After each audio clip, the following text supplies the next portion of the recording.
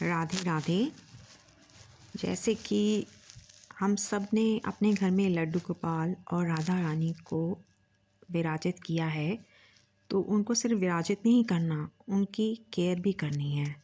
जैसे आप सुबह उठते हैं तो घंटी बजा के लड्डू गोपाल जी को उठाएं, उनको आचमन करें, उनको पानी पिलाएं और उसके बाद उनको आप जब स्नान कर लें तो आप उनको नए वस्त्र पहनाएं। जैसे कि अभी विंटर्स चल रही हैं तो विंटर वस्त्र पहनाएं। याद रखिए कि जितनी आप केयर लड्डू गोपाल जी की करेंगे उतनी ही केयर लड्डू गोपाल जी आपकी करेंगे। तो जैसे हम अपने आप को गर्म कपड़ों से ढकते हैं तो लड्डू गोपाल जी को गर्म कपड़ों से ढकें, राधा रानी को गर्म कपड़ों से ढकें और उनको नियम से पानी पिलाएं। जब भी आप खाना खाएं तो सबसे पहले घंटी बजा के उनको भोग लगाएं। जो भी आप भोग लगाते हैं ये नहीं कि थाली रख दी खा लीजिए, नहीं। आप जैसे एक रोटी का टुकड़ा तोड़ते हैं तो लड्डू गोपाल जी को आंखें बंद करके राधा राधा प्लीज़ ग्रहण कीजिए करके उनको खिलाएं। जैसे एक छोटे बालक को आप खाना खिलाते हैं या आप स्वयं अपने हाथों से चम्मच से खाते हैं तो उनको भी उसी तरह खिलाएं। रोज़ नियम से धूप अगरबत्ती ज़रूर जलाएं। कहते हैं जिस घर में धूप दीप नहीं जलता वो एक शमशान भूमि की तरह होता है।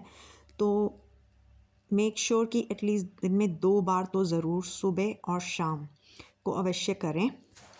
ये आपके ऊपर है कि आप कितने बजे उठते हैं, उसके अकॉर्डिंग आप अपनी प्रार्थना और पूजा पाठ करें।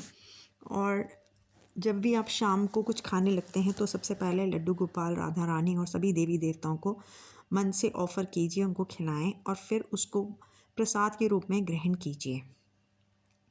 और एक चीज़ और है कि जब आप ये सब आपका पूरा नियम पूर्ण होता है तो आप राधा रानी का जाप कीजिए, राधा राधा राधा राधा। ऐसे करने से भगवान अपने आप प्रसन्न होते हैं, क्योंकि कहते हैं जहाँ पे राधा का नाम लिया जाता है वहाँ पे सभी देवी देवता ऑटोमेटिकली अपने आप ही विराजते हैं।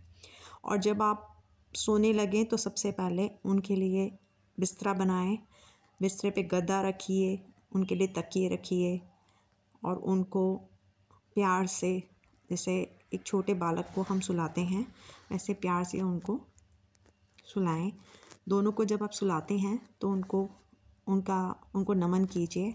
उनको जैसे कि अभी ऋतु विंटर्स की है तो उनको आप कंबल दीजिए, रजाई दीजिए।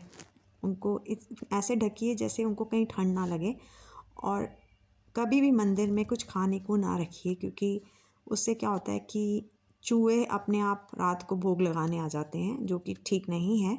तो आप कोशिश कीजिए कि अगर आपका ओपन मंदिर है तो उसको खाने का सामान ना रखें, क्योंकि रात को तो भगवान सिर्फ पानी ही ग्रहण करते हैं। उनको पानी वानी पिला के ही उनको सुलाएं और उनको बोलिए प्रभु आप सोइए, आपको सुबह हम उठाएंगे, तब आप आराम से सोइए क्योंकि आपको निधि वन भी जाना है। तो ऐसे करके अपने लड्डू गोपाल जी को सुलाइए। और ऐसा आप जब करते हैं तो आपके मन को एक अच्छी सी एक प्रसन्नता मिलेगी।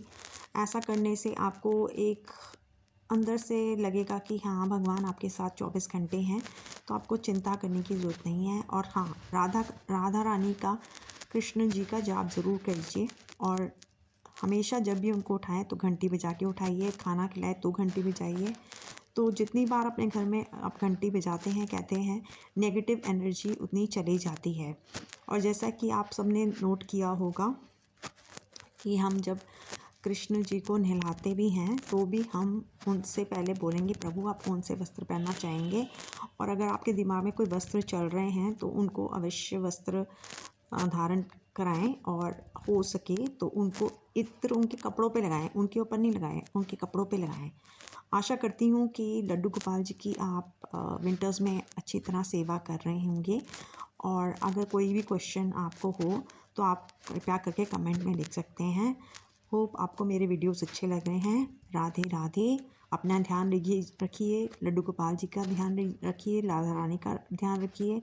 राधे राधे राधे राधे राधे श्याम।